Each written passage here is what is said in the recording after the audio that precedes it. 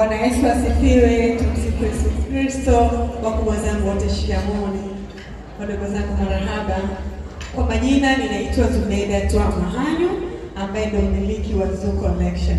Napenda kujiita ile madam sio rangi moja mwili mzima wewe.